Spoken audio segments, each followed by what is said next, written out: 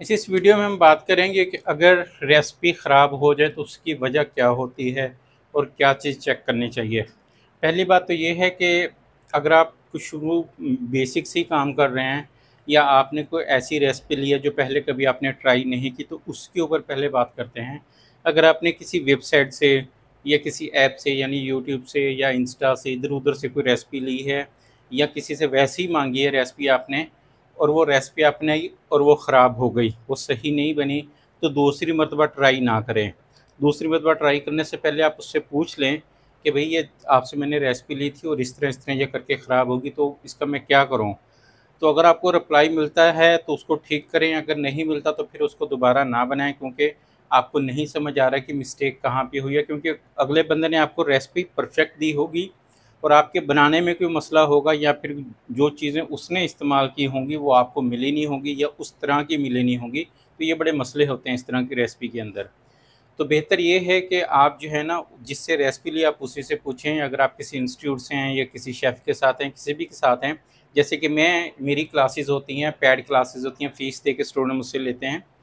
तो जब उनकी कोई चीज़ ख़राब होती है तो मैं उनको गाइड करता हूँ कि भई ये चीज़ आपकी इस वजह से ख़राब हुई है, ओवन का मसला हो सकता है, चीज़ों का, आपके बनाने का, वो सारी चीज़ें। अब आते हैं अगली तरफ कि अगर एक रेगुलर रेसिपी आप बना रहे हैं और आपने वो 2, 4, 6 दफ़ा, 10 दफ़ा, 20 दफ़ा बनाई और आपकी वो रेसिपी ठीक बनी है, चाहे वो यूट्यूब से ली हुई है या किसी से आपने वैसी ली है या किसी भी एप्लीकेशन से आपने लिया और वो ठीक बन रही है और अचानक वो ख़राब हो जाती है, तो आपने फिर क्या करना है? तो सबसे पहले तो आपने मेजरिंग स्केल चेक करना है जिससे आप वज़न करके चीज़ें डालते हैं। मेजरिंग स्केल का वज़न चेक करना है कि वो वज़न सही बता रहा है कि नहीं बता रहा है, क्योंकि जो डिजिटल स्केल होता है, उसका कोई पता नहीं किस टाइम पे वो ख़राब हो जाए या उसकी बैटरी लो हो जाए। अगर उसकी बैटरी लो हो जाए तो भी वो वज़न गड़बड़ करने लग जाता है। तो सबसे पहले तो आपने स्केल को चेक करना है। अगर आपका स्केल ठीक है तो स्केल चेक करने के बाद फिर आपने ये नोट करना है कि आप जो चीज़ें परचेज़ करके ला रहे हैं, जिसमें बेकिंग पाउडर भी है, मैदा भी है, बाकी चीज़ें भी हैं,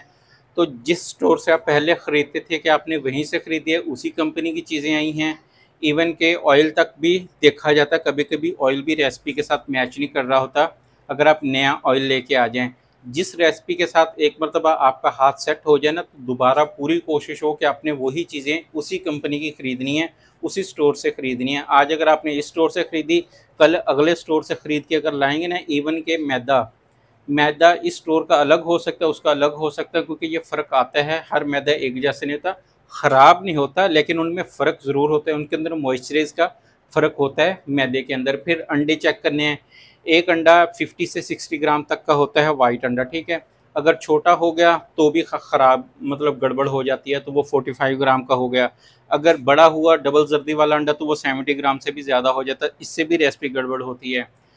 तो अगर आपने कोई चीज़ नई खरीदी है, यानी कि आपने बेकिंग पाउडर नया लिया है, बेकिंग सोडा नया लिया है, मैदा की नई जगह से लेके आए हैं, तो इन सारी चीज़ों को आप नोट करेंगे। क्योंकि अगर आपके पास एक रेसिपी प्रॉपर ठीक बन रही है और वो अचानक ख़राब हो जाती है, तो उसके अंदर जो चीज़ें डाली गई हैं ना, वहीं पे कुछ गड़बड़ है। और ये सारी चीज़ें होंगी तो फिर आपने ध्यान से बैठ के ये सोचना है कि जो चीज़ें आपने उसके अंदर वज़न करके डाली हैं, वो वाक़ई ही वो रेसिपी के हिसाब से पूरी डाली हैं, कोई चीज़ कम ज़्यादा तो नहीं डाली,